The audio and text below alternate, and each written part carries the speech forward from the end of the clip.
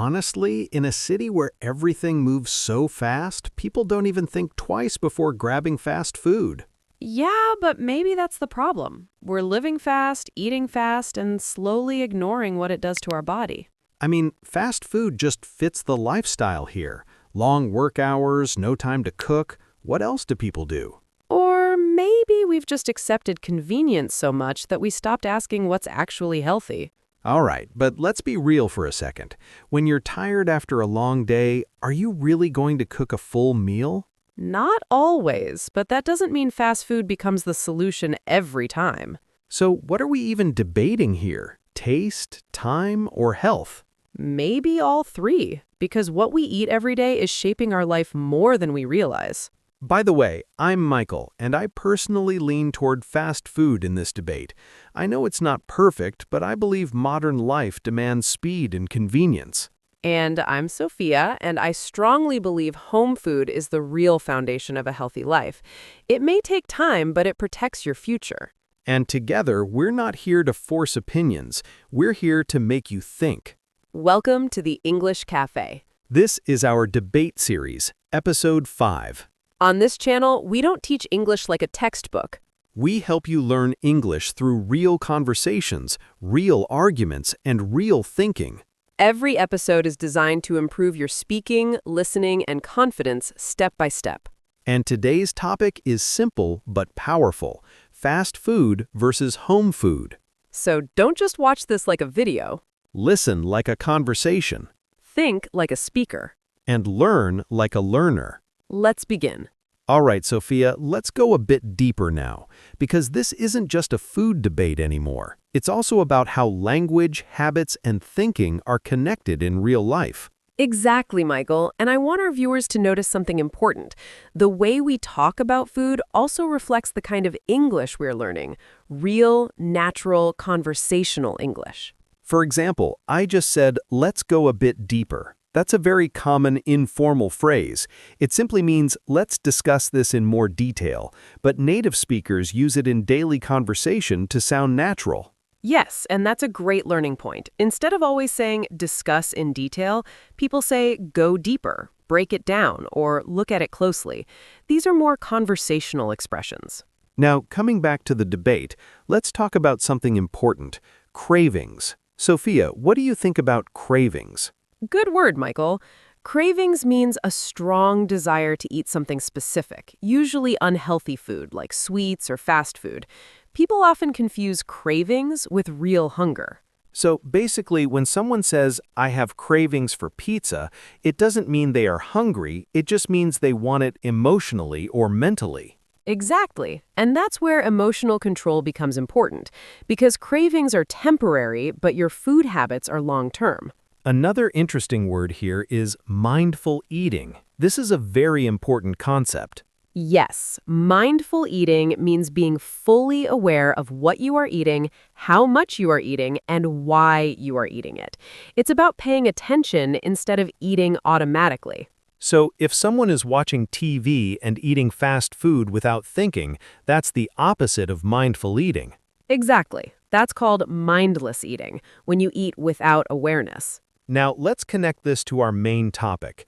Fast food often leads to mindless eating because it's quick, easy, and usually eaten without thinking. Yes, while home food often encourages mindful eating because it is usually prepared slowly, with attention, and sometimes shared with family. That's a strong contrast: mindless versus mindful eating. And this is why food is not just physical, it is psychological too. Now, let's add another angle here: sustainability. This is a slightly advanced word for our learners. Sustainability means something that can be maintained for a long time without causing harm. In this context, sustainable eating means a food habit that is healthy and balanced for your long-term life. So fast food is not very sustainable if eaten daily. Exactly. Occasional fast food is fine, but daily consumption is not sustainable for health. Let's also talk about habit loop. This is another useful concept. Yes, habit loop means a cycle of cue, routine, and reward. For example, stress, cue, leads to eating fast food, routine, and feeling good, reward. This loop keeps repeating. That explains why people keep going back to fast food even if they know it's unhealthy. Exactly. It becomes automatic behavior. All right, Sophia, let's add one more real-life angle here.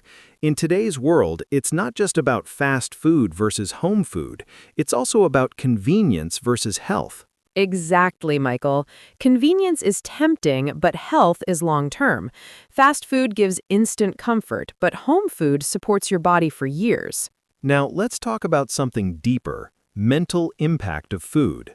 Yes, food doesn't only affect your body, it also affects your mind. What you eat can influence your focus, mood, and energy levels. So you're saying fast food can make people feel lazy or less focused? In many cases, yes, because heavy processed food can make you feel tired instead of active. Another important topic is delivery culture. Everything is just one click away now. Right. Food apps have made life easy, but also made people less active.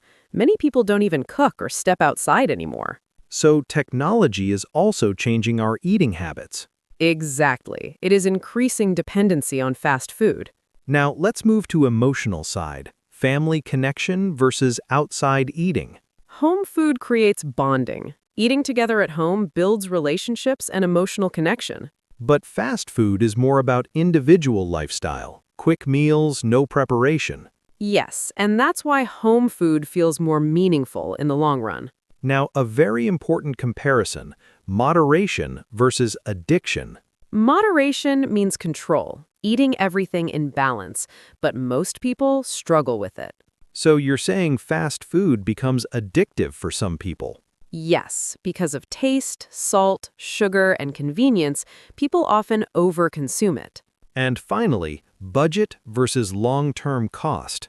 Home food looks cheap at first, but long-term health problems can make it expensive. So home food may take effort, but it saves money and health later. Exactly. It is an investment in your health. So viewers, now we have covered everything. Convenience, mental impact, delivery culture, family bonding, moderation, and cost. And the main message is simple. Every food choice has a consequence. Think about what you eat daily. Because it is shaping your future more than you realize. All right, Sophia, if we really look at this debate, it's not just about fast food or home food anymore. It's about the choices we repeat every single day without even noticing. Exactly, Michael. And sometimes the smallest daily choice becomes your biggest lifestyle result later. What you eat today quietly builds your tomorrow. So before we end this episode, let's make it a little interactive for our viewers. Yes, don't just watch this like a video. Think of it like a real conversation you're part of. Question 1. Be honest. How many times in a week do you eat fast food? And question 2, if you had to choose one word to describe home food, what would it be? Try answering in English. Don't worry about perfect grammar. Just express your thoughts. That's how real fluency starts. And if this conversation made you think even a little bit, then this episode did its job. Before you go, make sure you subscribe to the English Cafe. Because here, we don't just teach English words. We teach you how to think in English through real conversations. And every episode is designed to make you more confident in speaking. Now, one last thing. Your opinion matters. Tell us in the comments. What should be the next debate? Study versus work? Social media addiction? Or something even more interesting? And remember, English is not about learning everything at once. it's about improving a little every day. So keep listening.